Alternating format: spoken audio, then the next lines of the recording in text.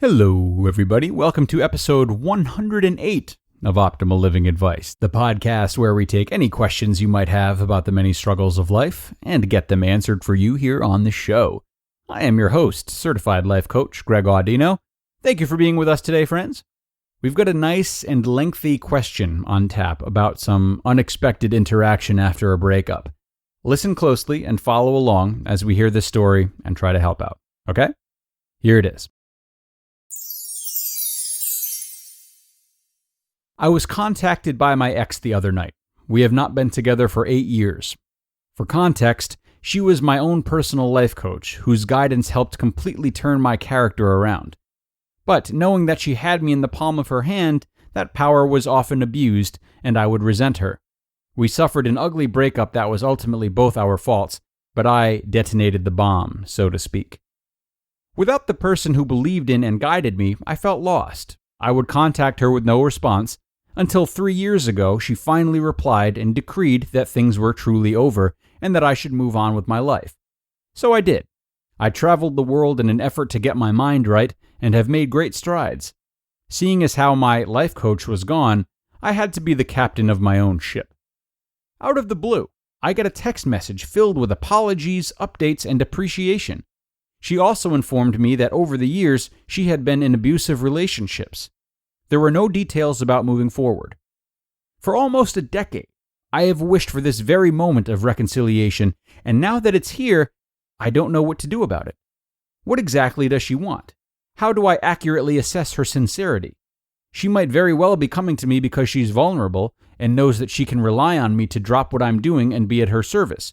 She also might be realizing I'm the only one left she can trust. In an ideal world, I'd like to get back with this person after all our growing up. At the same time, I want to keep my agency whilst not coming off too cold and driving her away. Wow, what a situation this is. An emotional roller coaster indeed, just to read it. Thank you so much for sending this to us and trusting us with this one. Before I start, I would just like to share that the man who sent this question in has the same name as a dear friend of mine. So when the email came through, I took like 5 minutes trying to decide whether or not this was my friend going to unusual lengths to mess with me. But I'm going to make the call and trust that this is indeed a different person. And if it's not, well done to my friend. Anyway, I sure wish I could tell you what she wants, but we both know that I can't do that. I can speculate, but even with all the wonderful details you provided, I'd be doing you a disservice if I just made the call on what her intentions are, because I don't know. Yes, maybe she is coming to you in a moment of vulnerability, given the abuse she's suffered these last few years. And maybe she's just running back to you because you're the one she knows that she can maintain power over as she's done in the past. Makes sense to want to step back into that position after being pushed around.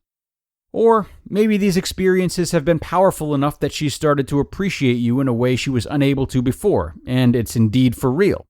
Or maybe she has a newfound attraction for you because she recognizes you've now built yourself, which could very well be the remnants of a pattern that has led her into abusive relationships since yours. So any of these or anything in between could be true. And I don't think either of us should just try to plop one theory on her because A, even legitimate theories have countless exceptions, and B, it's anyone's guess how much she's changed in the last 8 years. Could you maybe dig deeper and consider if there were any microcosms of this type of situation in the past that could provide insight into this one now? Sure you could.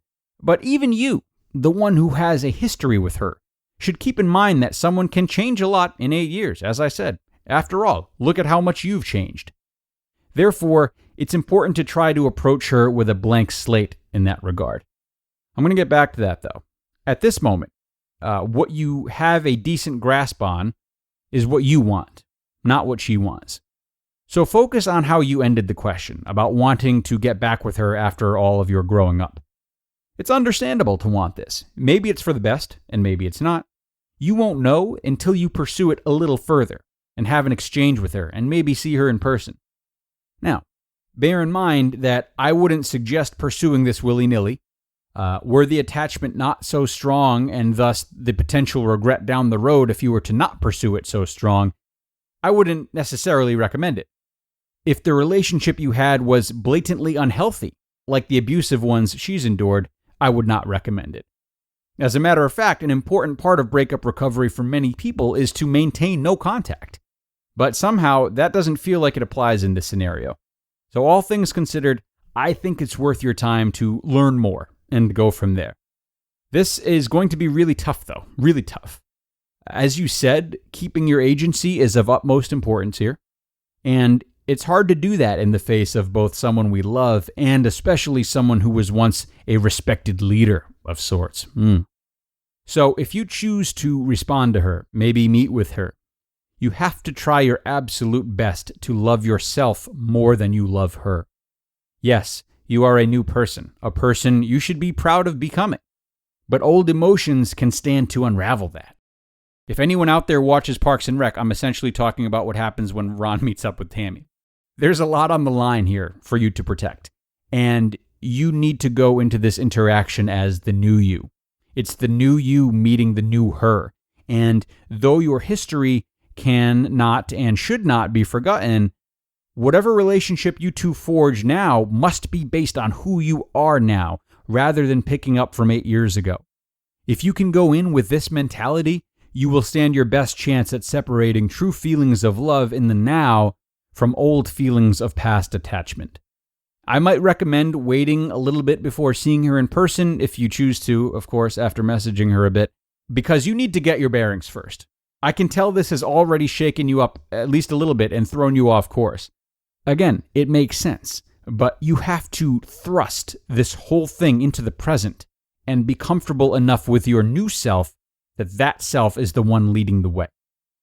Maybe a lot of the old intrigue with her was derived from her helping you turn yourself around and taking you by the hand in that way. And maybe the new you doesn't need that now that you've captained your own ship for the last 3 years. Or, maybe now that you have your own power, the relationship will have the necessary balance that it didn't have in the past. Whatever you discover as you get back in touch with her, just remember that the self-work you've done has created a wonderful version of you that has to be put first. That's the one rule. And that whatever type of relationship you have with her would have been better then and will be better now if you bring this best version of yourself to the table and it's made into more of a partnership rather than her having all the control.